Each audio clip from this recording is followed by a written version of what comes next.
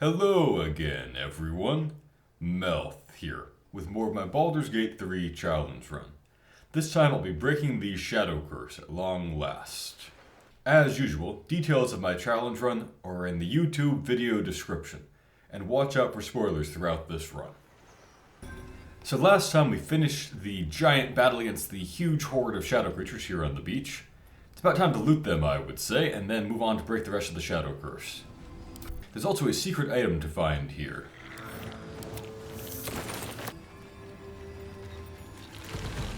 Alright, then up here into the graveyard to find that secret item. The Shadow Curse. So Marcus kind of tells us about this one. He basically murdered a person and stashed the body over here, leaving a magic shield on the corpse. So you had to spot it, and then to move it, you need to have high strength. I think just the Club of Hildrant Strength will suffice, so if we equip that, that should be good enough. Which, as a reminder, is itself a secret item that you can get back in Act 1 from the Arcane Tower if you break a certain stool. That might be worth a look. On the parapets of the tower. I think that's about it here. Let's go to camp and talk to Halsin to find out what the next step of breaking the Shadow Curse will be. Oh right, this is the campsite where Halsin's way off on his own up in this little cottage type place. Father, they will die for you. The new Dark Urge lens. This is my first video since patch 7. They've added a ton of additional Dark Urge lines, a lot of which really spoiled that you were a ball spawn. I already hated most of the old Dark Urge lines, to be honest. They were a necessary evil to have some of them, but they were very silly. And now they're just way too many, in my opinion. But it's no easy slumber. Especially it feels that way on runs where you're resisting the urge. The shadows rendered him in two when they bore him away to the Shadowfell. Half of his essence remained here, amidst the curse. I don't know how this works. He would have been the strongest part of him. But after all these years left in the darkness, corruption must have taken hold. Perhaps, if we can find Thaniel's lost half and make him whole again. Only the missing half may not come willingly.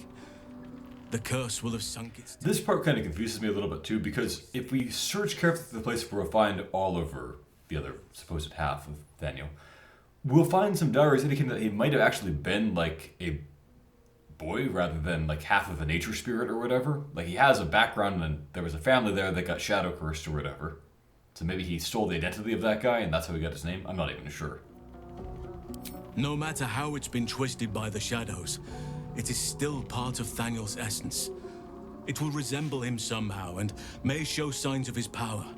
Look for signs of life in the darkness, wildflowers where everything else is dead. The curse cannot subdue the power Thaniel bears. Not entirely. In fact, I saw just the sort before, not long after we first came. So he can give you the location here. It's quite possible you could have found it yourself before you had this conversation. You can't really tell Halsin about it. You can't really do the quest out of order here. Some way outside of last light, I caught a glimpse of fresh blooms there, but did not invest. As I recollect, you won't even acknowledge the existence of Oliver until you've done the whole thing with Artculla and so forth. This doesn't have to be your... Alright, so now Halsin will join us, which is cool, but although he's a pretty good party member, he's got some useful perks such as being a Wood Elf, which is a fantastic race because they get a movement speed bonus and 2 great skills. And they also, he in particular can morph into a bear form as a bonus action, even if he's some other kind of druid, not a moon druid. So that gives him unmatched versatility in terms of morphing action, where if you're let's say you have him be a land druid or a spore druid, you can as a bonus action turn into a bear if that would be useful, or as a standard action turn into a spider or whatever if that would be more useful. So really great, but no parasite, and I feel like narratively and roleplay-wise, we already kind of have a party established for a reason, so we'll reject him for now. I'll be ready.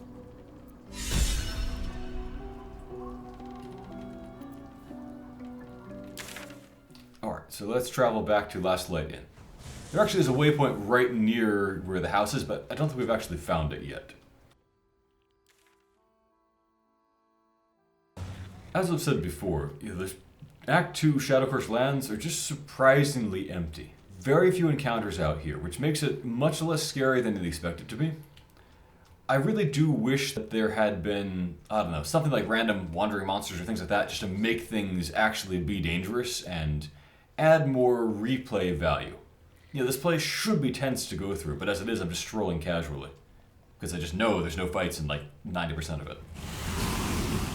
There are a few ambush fights, and that's good, but there needed to be more for that to be the main difficulty. Alright, to avoid bugs, I think we better leave behind all the animal critters and whatnot here and bring just the main characters ahead.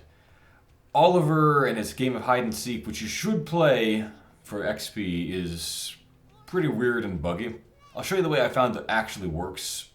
If you try most things, no matter how logical they might be, they just don't work. Seems like a good moment to talk. Alright, I'll pretend that he scared us here, even though we totally saw him. Boo! I scared you! I saw it! Nobody beats me at hide and seek. Though shrouded in shadows, the child's resemblance to Thaniel is unmistakable. This must be his dark half, warped by the curse. Will you play with me? Of course I am. Now you're going to play with me or not? Well, we'll go along with it because there's some XP to be had that way. Alright. The best outcome, I believe, is to win the first round and then lose the second round by battling his shadow family. Get ready. That way you get the same magic ring reward, but you also get a ton of XP for killing off his shadow family. Now, very importantly, don't just go talk to him now or he'll act as though you lost somehow. I don't get it, but just wait like 3 or 4 rounds or something like that. I'm kind of watching this ticking and resetting, and only then go talk to him. Okay, now should be good.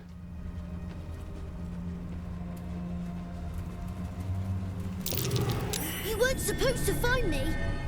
You can also play it safer by not walking up and talking to him, but just walking up next to him and waiting until a conversation begins on its own. Good idea. You're smarter than some playmates I've had. These other playmates are the dead Githyanki littered around here. Githyanki are pretty dumb, so I'm not surprised they failed.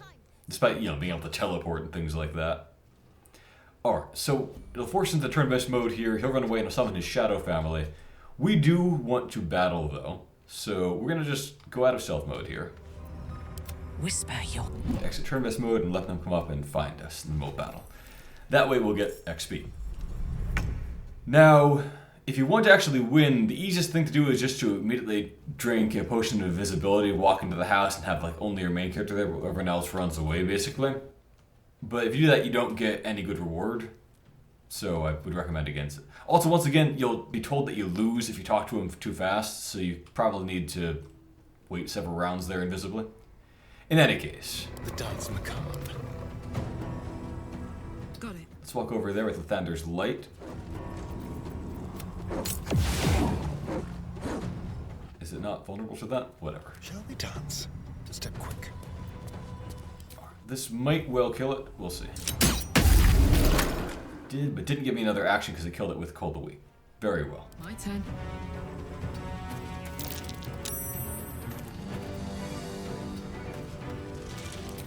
Well, let's damage you with some fire, maybe. And then... Someone inside out.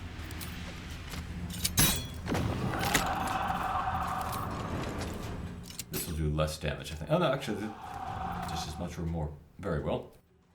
So we'll shoot that guy for the extra... No, we're not. We'll shoot him for the extra action. There we go. Be quick. And then... sure, we'll do the sneak attack. And Minthara, how about you dash over there to put him in light? Maybe that'll blind. Or put her in light, whatever. By the way, if you search this place afterward, you can find some kind of tokens that might have been where Oliver got the ideas for his family. You know, there's the father's axe, there's like an owlbear plush. We'll see him summon an owlbear later on to help him. I don't know of any such thing for the mom, though. Maybe I just missed it somewhere.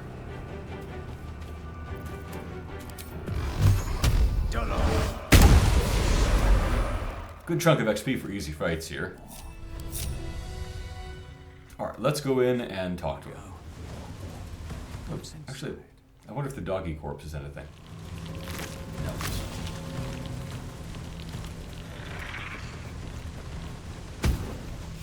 I win! So you get the same XP 35 there whether you win or So I'll lose. let you go. Here, but you get the XP for killing the shadows if you kill them only. You'll need it. Alright, so there we go, we get that item. Let's talk to him again and he'll have a tantrum and run away. Square. There's no point in playing again. I want a challenge. Though shrouded in shadows, the child's resemblance to Thaniel is... We already see this? I think we did. Find someone else to play with. Spoil sport. I'm not going back. I like it here. I've made a family for myself. I get to play all the time. Yes, I do. You can't make me do anything. I don't want to play with you anymore. So for whatever reason, he makes a portal and goes off to the center of town. Bugger, isn't he? He'll be looking for somewhere safe. Somewhere where The actors wouldn't need to go find him, but just walk to the portal and there he is. It's not that big a deal. So there's the dad's axe. And then somewhere around here is the journal. Yeah, there's the owlbear toy.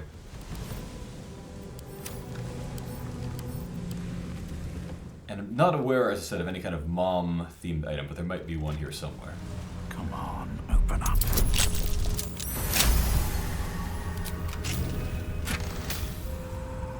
And yeah, here is the Journal of Oliver, which suggests Oliver being, you know, an actual person.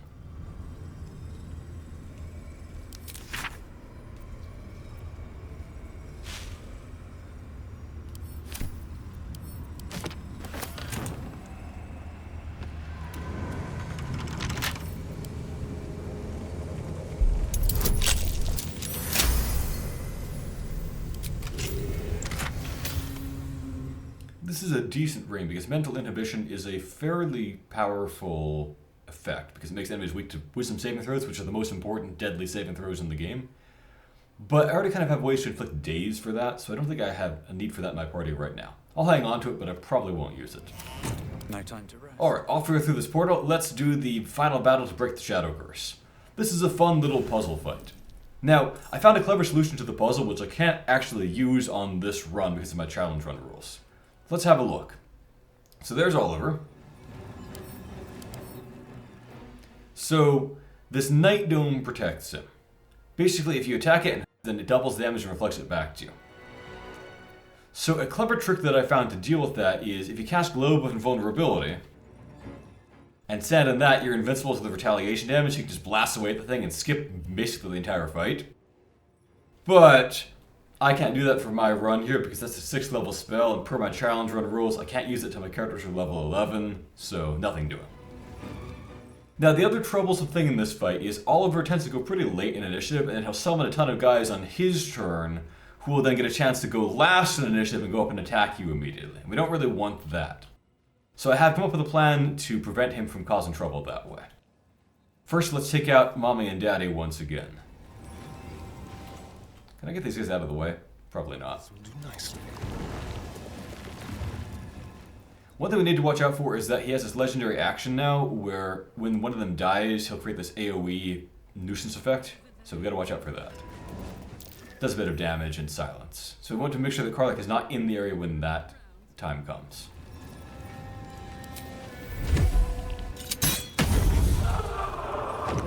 Sneak attack, that was terrible sneak attack damage, sorry, and do better. Okay, one more should do it, so we'll back you out. There's blood in the air. Terrible aim, Oliver. Shameful.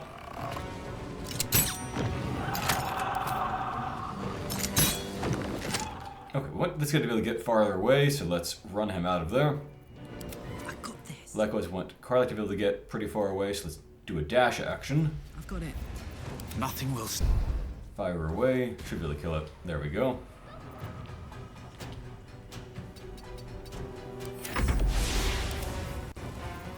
We'll cast a spike growth here because I'll summon some pets in that area that could get killed by it. That will be useful if it happens that way. Oliver, I want to say, did unusually well on initiative this time too. Like usually he will come in dead last against a party like this, other than like, you know, beating maybe some of the ravens or whatever. So this means you will get to summon guys that I can maybe respond to with some of these creatures, but we'll see if that's actually necessary or not. For now, let's just teleport further out. Let's have you jump and run. Oh, Shovel's not here, huh? Shovel? Huh. Okay, very strange. Guess I need to go back to camp and collect Shovel in that case. So the problem is, because the summons did badly in initiative, I can't put the wall of fire I was planning to do where I want to put it. So, what do I want to do about that? The idea is you put a wall of fire somewhere like that, and most of those guys will spawn into that and immediately die. Now, this should be okay. So when they spawn in and try to get to us, they'll just die. Close ranks.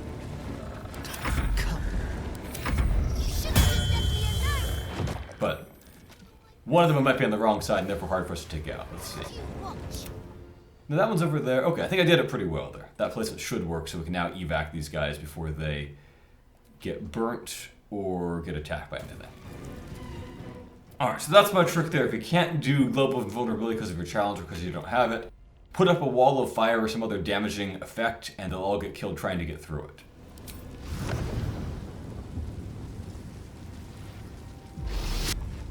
I mean, I guess we could shoot one of them, but it doesn't matter.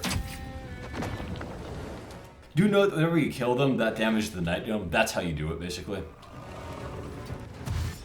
I'm running further away because I summoned this owlbear that can do a super jump onto us, so we don't really want that to happen. We want to be far enough away that it can't easily get to us.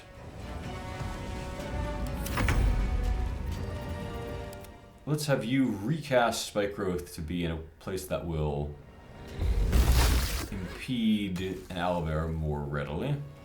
Let's spill some blood. Where is Oliver looking? Maybe I can distract people with, like, wrong location, invisible me's. Heading out. Boom, here I go. Okay, and that should be a good distraction. Shall we cut and run?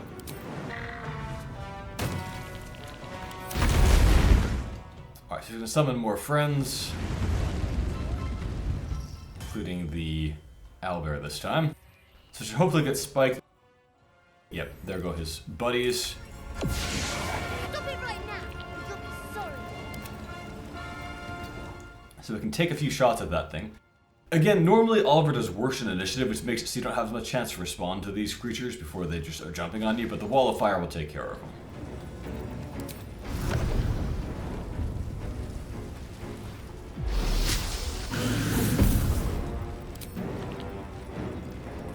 Too dark even with next to the wall of fire.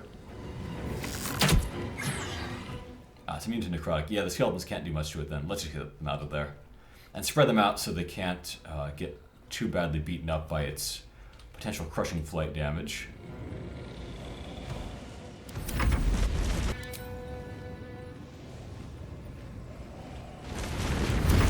Alright, maybe it'll waste time looking for the wrong guys. We'll see. Yeah, it's dashing. That's good for me. It's getting spiked. That's good for me. Shadow friends, walk up and die. Excellent.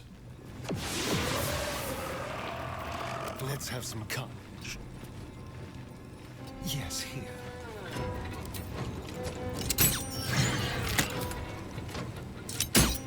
Now that you're invisible, you can probably just lurk around in this area and that'll be okay. Ready to pounce on any newly summoned guys.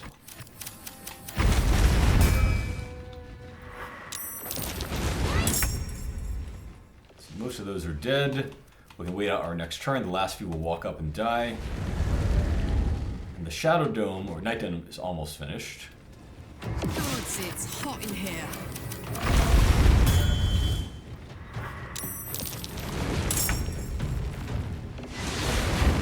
Once the Night Dome dies, that's when we win.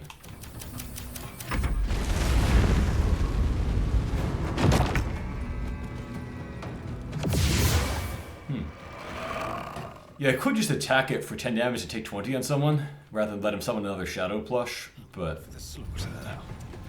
Fine. Hide over here, why don't you?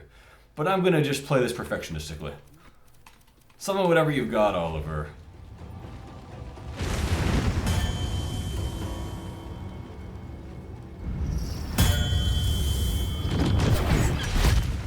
Okay, he immediately ended the fight by summoning things into the Shadow Dome.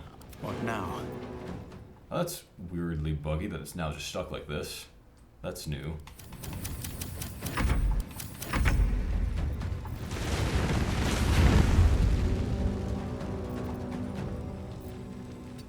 I guess it's them further away this time?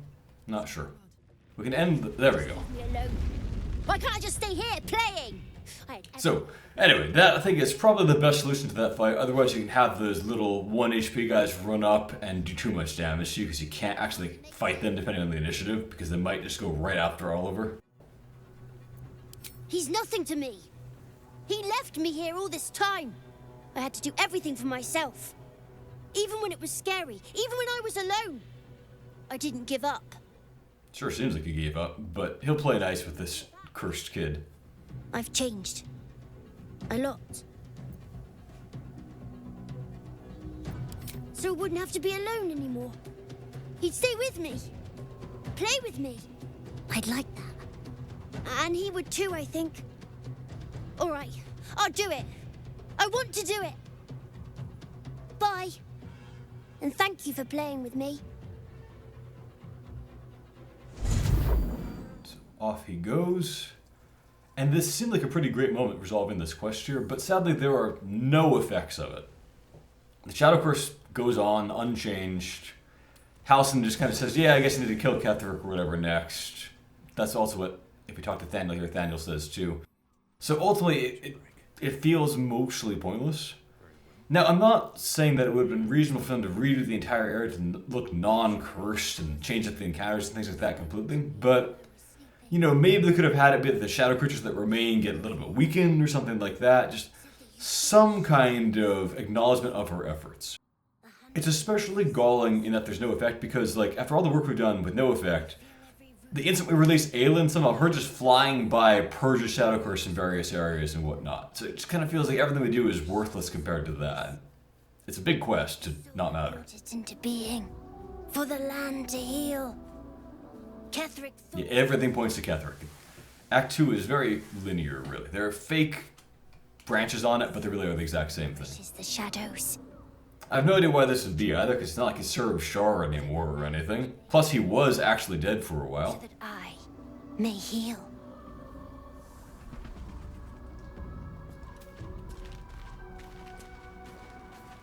Well, let's go find Halsin and talk to him. He's up in one of those high places where there's a building.